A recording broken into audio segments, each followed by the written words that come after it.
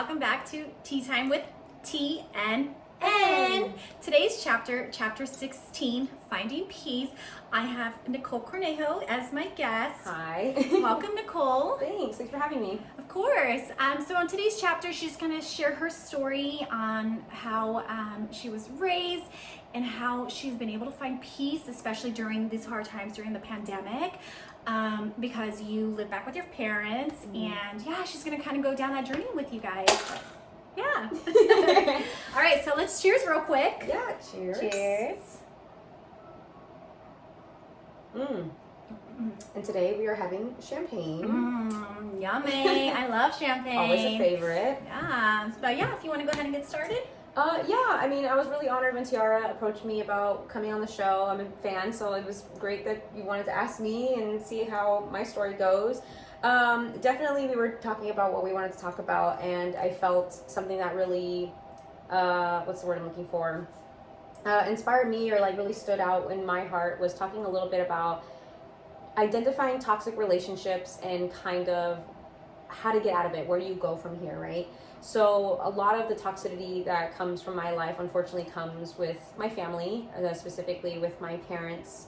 So that's kind of hard, just because growing up, you know, I'm Latin. I'm proud to be Latin. We have attitude. Latinas. We're loud. Yeah, Latinas. Let's cheers again for that. Woo! Like, we get things done, right? Oh, great. Oh, I really need this. You know, and it's just something that I've always been around. It's how I was raised.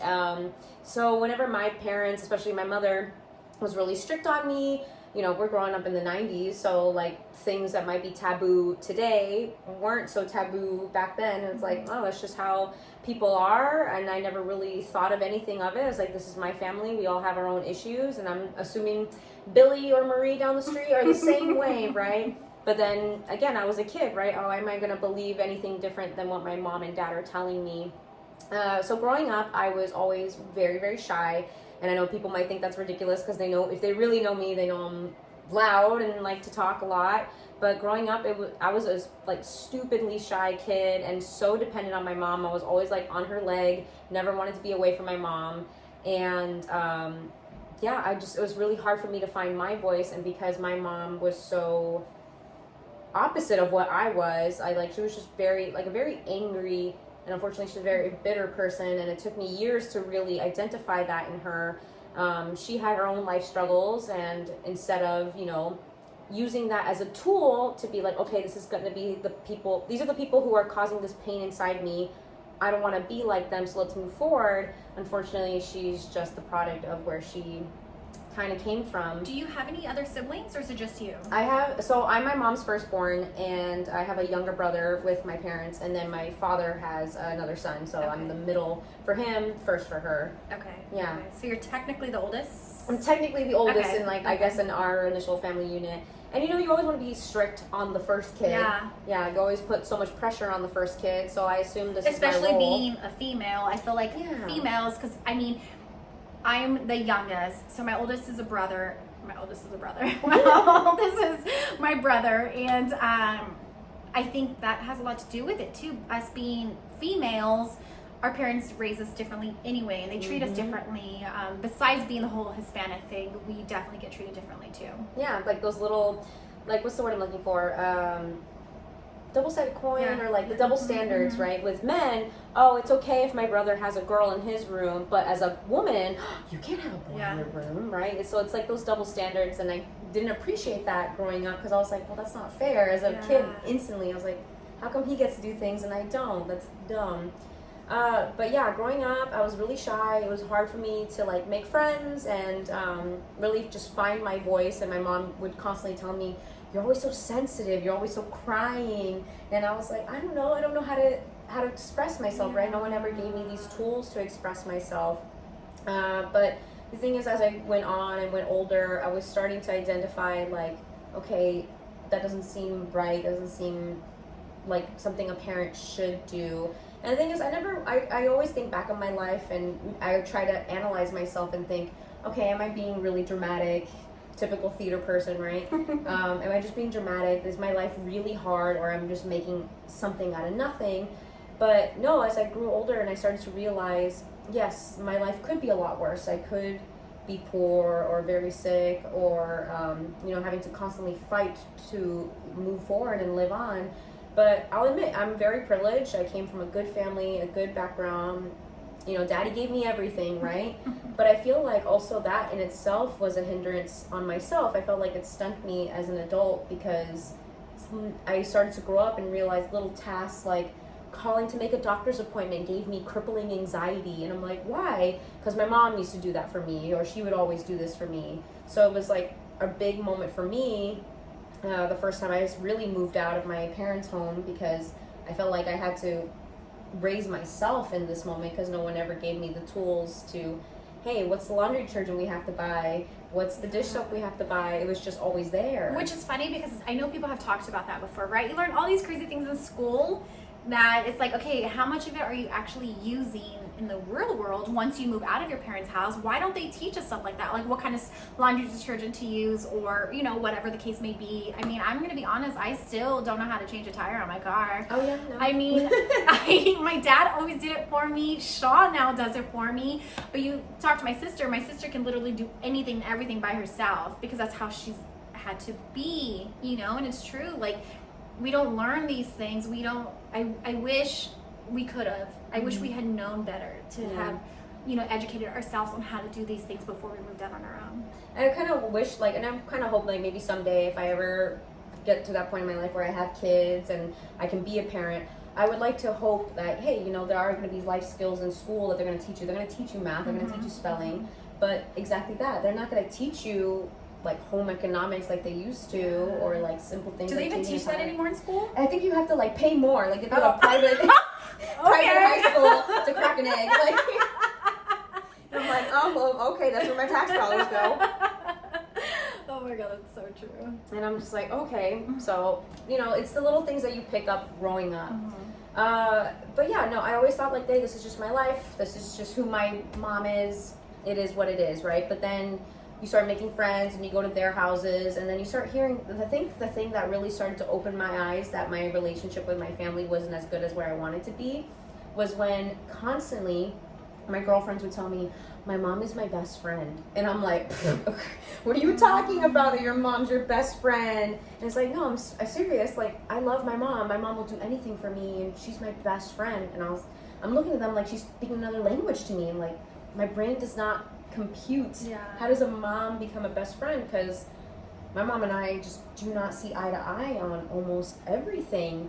And I think it wasn't really until I got to 15, and that's when I started to really hit a low point in my life. I wasn't satisfied with my life. I didn't love the way I looked. I had severe hormonal acne. I was a much bigger girl. I was bigger than all my friends just because I grew faster than the rest of them. But I was developing faster than them, so in my eyes I was like, I look so fat while Amanda over here is looking perfect, right? So I got really self-critical with myself, and unfortunately my parents never pushed me to have better eating habits or to exercise. It's just not a thing that we do. We're not outdoorsy active people. We're all very much hermits in our own way. When it comes to the weekend, other families were like, let's go to the river and let's have fun. Our family was like, it's Saturday, you're in that room, I'm in that room, he's in this room. We're all in our own separate quarters. And we've been doing this for the past, I'm 28 now, so all my life that's just what we've always done. This was our family time, being in separate avenues of the house. We only come together to eat dinner, and then that was it. And I think that's something that's so crazy because, I grew up completely different. One of my favorite memories was we used to have, my dad would barbecue in the front yard.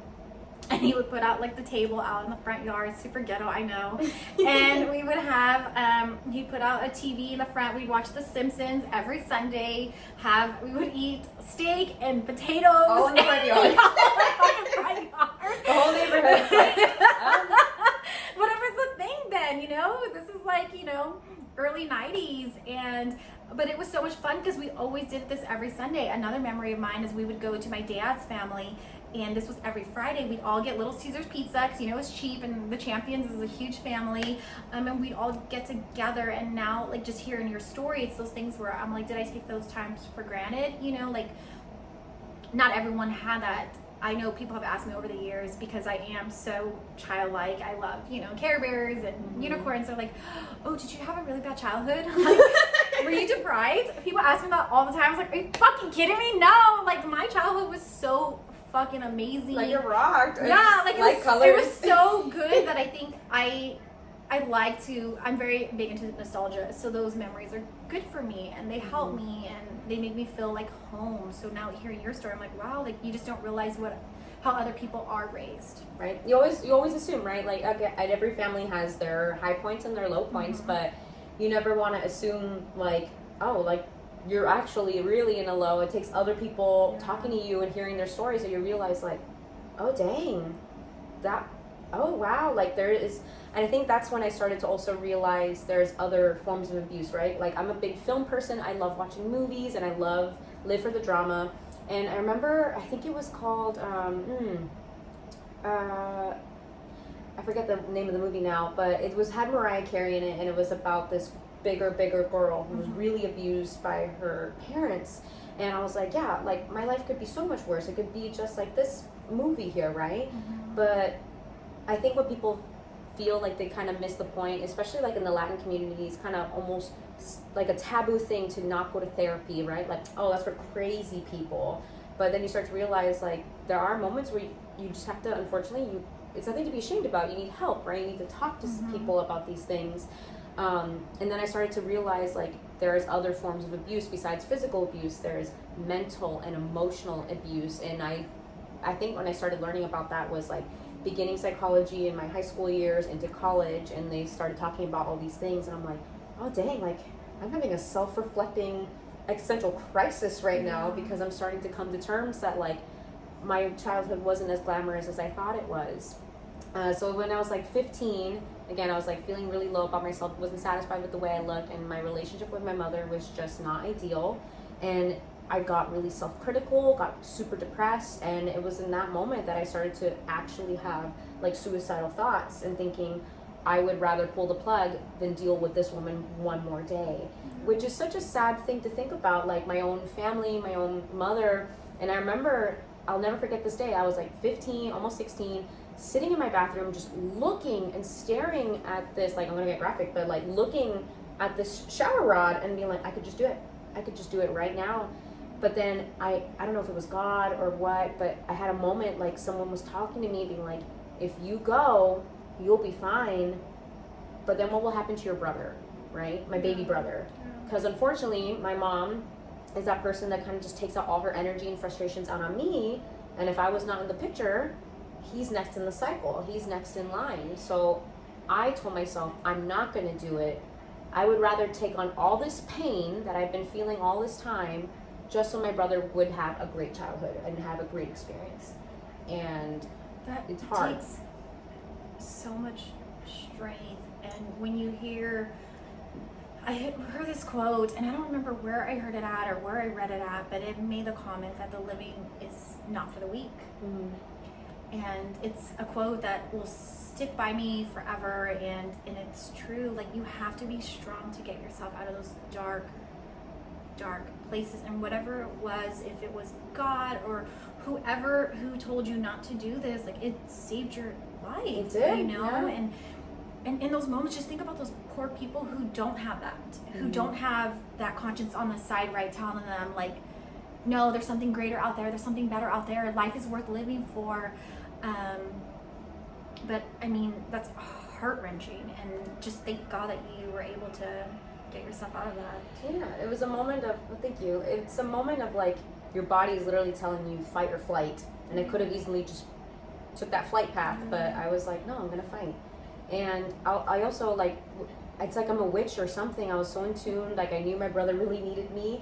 And like maybe 2 days after that moment, my brother, I picked him up from school, I was driving him home, and he's sitting in the back, and he starts like, hey, like, can I tell you something? And he just had this like tear streaming on his face, and just, you can tell he was really having emotions weighing down on him. And I'm like, yeah, dude, anything. And he actually admitted to me, he's like, you know, mom's really mean, and unfortunately I'm having suicidal thoughts. And I was like, that is so insane. Oh my God, that just gave me chills right now. Yeah, and we were just having a huge crying session in the car, me trying to pick him up and be like, you are beautiful, you are loved, like, don't ever let anyone tell you differently. Like, unfortunately, like, mom is gonna eventually go, but I'll always be here for you. I'm here, you know, and we can have each other. And that was a big moment that really sealed our relationship together. So I hope he always remembers that moment with us, just picking ourselves up. And I think from that moment, that was when I started to come together. Like, these clues just keep coming to my mind, and I'm really good at analyzing and reading things. And I think in that moment, I was thinking, it has nothing to do with us. Like, I'm not the issue, he's not the issue. There's a common denominator here, and unfortunately, it's our mom bringing our energy down, stealing our shine, and we don't want to be in this place. And I think that was when also things started to shift within myself. I was starting to get a little bit more confident. My parents would call it me being defiant, but I was like... And you were still in high school at this moment? I was still in high school in this moment. Okay. Yeah, it was like sophomore into junior year of high school. This is really where it hit me.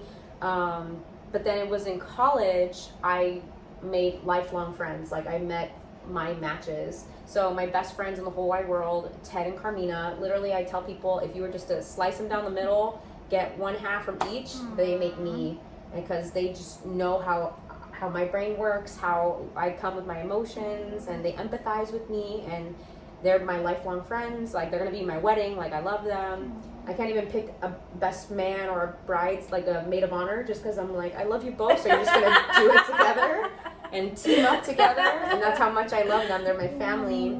They're your chosen family. They're my chosen family, and honestly, it's my chosen family that helped me get out of this rut and to be me and be unapologetically me, which I am so grateful for. And they helped me find the confidence within myself. But also, I think it was a combination of me getting hired with Disney and getting trained by them that pulled out that shyness inside me. It's so weird, I instantly became like a lively, extroverted person, and the person that I kind of am now that people know me as. Because when people hear that, like, oh yeah, I was really shy as a kid, they're like, you're a liar, Nikole, what are you talking about? You shy? Like, there's no way. I think I talked about that in one of my chapters about Disney, how it just does that to you. I mean, for years people would be like, oh my god, so do they train you guys to be this happy? Do they train you guys to be this outgoing? I'd be like, well, no, you just kind of happens. I am naturally happy here. And you have to be, because we would, not anymore, but we would see people from all around the world, and you can't be shy working there because you're literally going to be thrown out to the wolves, and it's like, are you going to sing or you're going to swim? Yeah. Like, bitch, you're going to fucking swim. Like, she's asking me, where's the restroom? Yeah. I gotta be confident. So it's literally that, and it was just those combinations of meeting my friends and finding Disney that made me become the person that I am today, and gave me the confidence to kind of stand up to my mom, which is like a huge deal. I know a lot of people who unfortunately are in their own situations of toxic relationships, whether it be like boyfriends or girlfriends or your family members. They unfortunately sometimes will never develop that confidence. It's something that you actively have to work on, and just take that first step into finding your own happiness, right? You have to find that end goal. Okay, if I do this, what happens?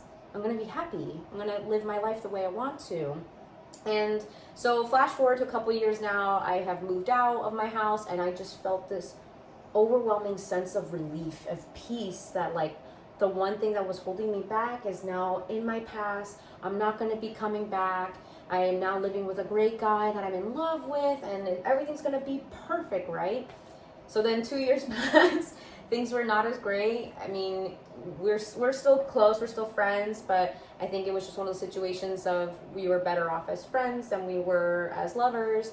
And I was telling Tara this, I made the choice and decision to like, okay, I could find a new apartment, or I could move back home and just take a break and have self-reflection. So I went down that choice, and I don't want to say I regret it, but I do regret it, just because it wasn't ideal. Like, Nikole, wake up. You think, I've been gone for 3 years, right? You were out of your house for 3 years. Things are going to be different. I'm mature. I'm older. I'm wiser.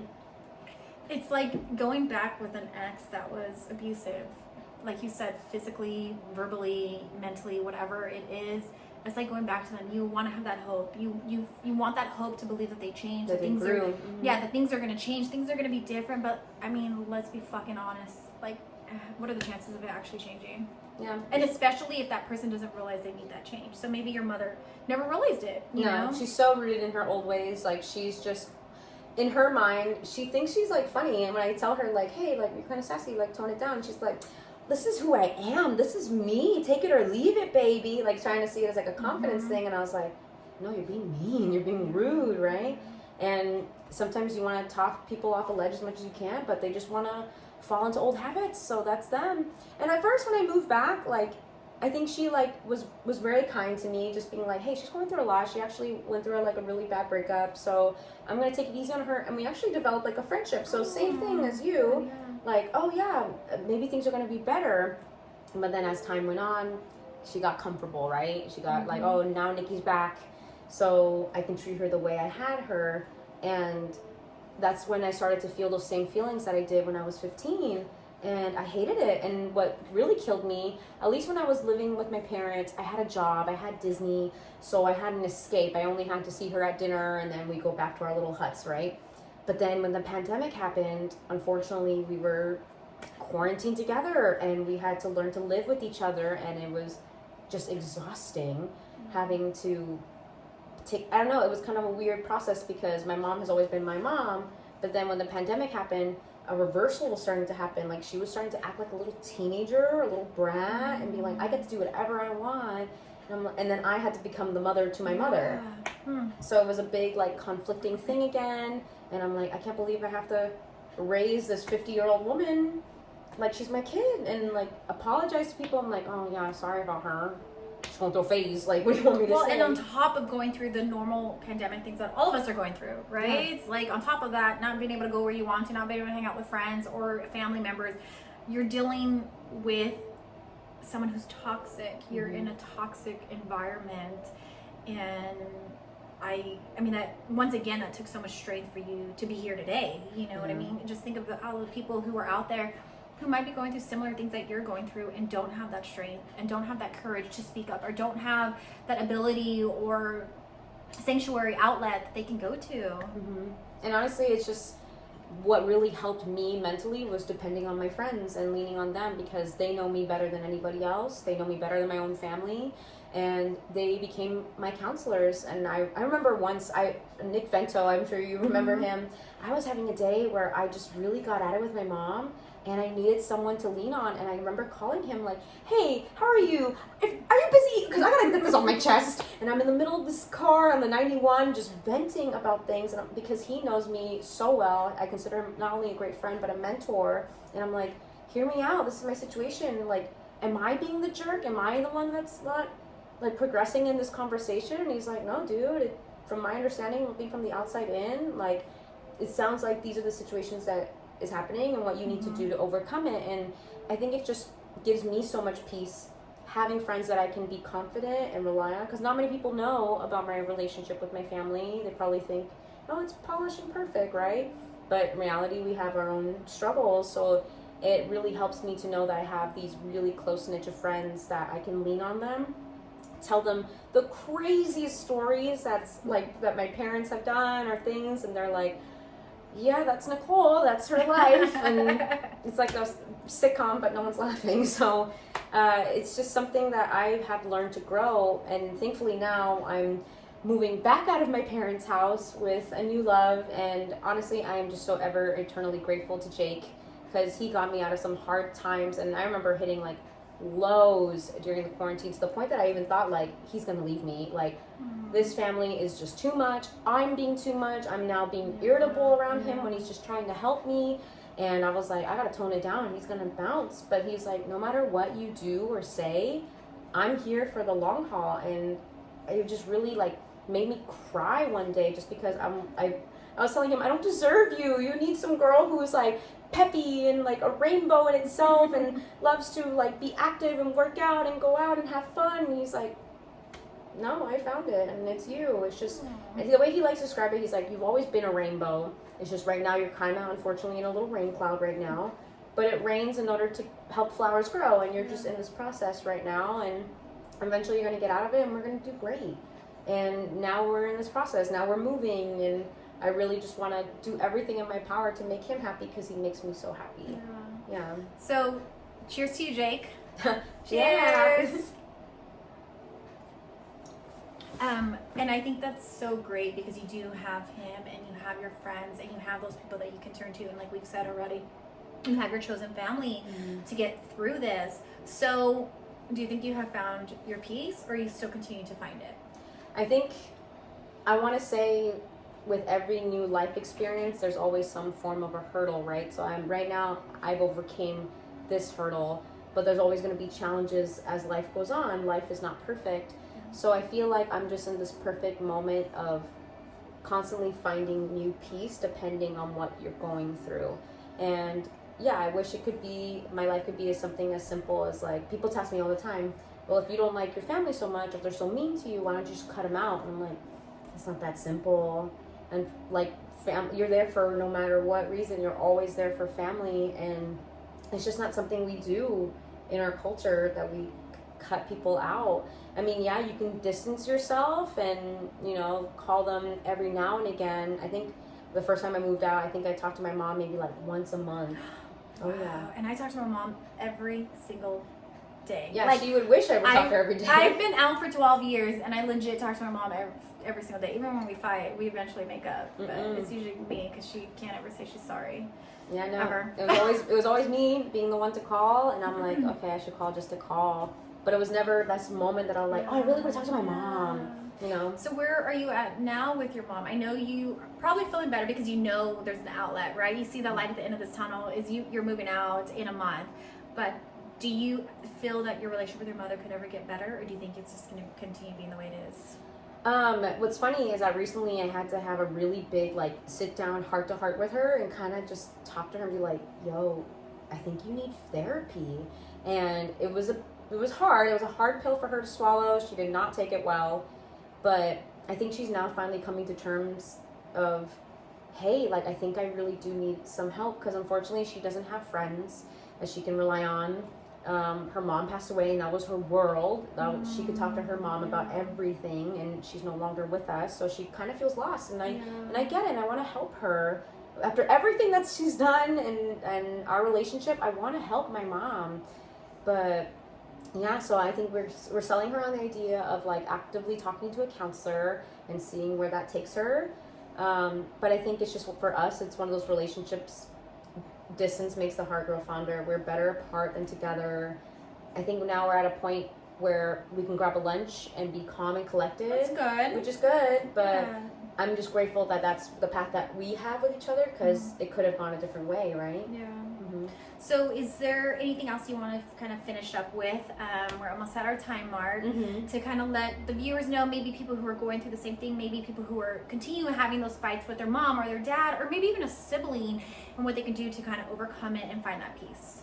I think it really comes down, the biggest advice that I can give people is having those self-reflection moments. I think journaling was a big helpful therapy tool for me, just to release all this energy that maybe you don't have confidence to say in person to that person. Because maybe you do want to say something like, this is not right, but maybe they're intimidating or scary, or you're scared of the retaliation, what's going to happen afterwards, right? So journaling, expressing your thoughts, if that's not for you, relying on your support system, relying on your friends, and just really analyzing and asking yourself, what's going to make you happy? What's, at the end of the day, being in this relationship, if it's a toxic person that you're dating, is this really going to make you happy? What are the pros and cons of being in this relationship? Why do you not want to be here anymore? Can you pick yourself back up? It's all about self-reflection, and just taking those moments to meditate and ask yourself these questions and just coming to terms that you are enough. Whether it might be hard to believe at first, but you really are enough. You are meant to be here. People want you to be around, and you truly have a good purpose. Finding that purpose and applying it to your everyday life is only going to make you achieve ultimately that happiness that you're looking for, right? So just really relying on your friends is the best advice probably I can give you. What I loved most about what you said right now is asking yourself, what do I need to do to be happy? And I think because we get so wrapped up into the daily life, right? We get so wrapped up into the emotions of anxiety, depression, fear. I mean, there's so many things that go into our minds, and we forget to ask ourselves that simple ass question: what's going to make me happy? Is staying in this relationship going to make me happy? Is living in this household going to make me happy? Staying at this job, is it going to make me happy? And we don't ask ourselves that question enough. And I think that is so great, because that is something we need to, as a society, as a culture, as you know, where we're at, especially during this pandemic, because it's hard to find things that are making us happy, but we need to focus on that. And put yourself first. Yeah. And I think we are starting to with social media. I think it has helped a lot, you know, with all the quotes and captions and everything that's floating around social media. It does help kind of remind you. I see people who are suffering through depression and stuff like that who post stuff. But we definitely, as millennials, I don't even know if I'm millennial. I feel like I'm in that where I'm like, maybe not, but I've seen different things. Anyway, where we need to put ourselves first, and we need to find what's going to make us happy, and we're not afraid to, because our parents were afraid to find happiness, right? Because they're stuck in their way. They settle. This is how it is. This is how we were raised. This is how Latinas do it, or this is how, whatever the case may be. But it's like, we're at this point in our lives where fuck no. We deserve to be happy. We deserve to find that happiness. We deserve to find that fucking peace, and whatever it takes to get us there. So I applaud you for being able to do that. And it takes so much courage and perseverance to get there, because it is very difficult and it's hard. And I mean, you seem so happy, and just seeing you on social media, like, you are literally blooming. Thank you. And it shows, and I think everyone around you knows that too. And so yeah, I think you're doing great things, and I'm proud of you. Oh, I actually have a quote I was going to share it with you. I think this perfectly applies to today. This spoke to me, so I hope it speaks to all of you. No one will ever know the violence it took to become this gentle. Yeah. And you never know. That just gave me chills. Yeah, you never know the path people are walking. So it took a lot of work to get here. Yeah. Well, I want to thank you again for joining Tea Time with T and N on chapter 16, Finding Peace. Thank you. And thank you all. Thank you guys for watching. Bye. Bye.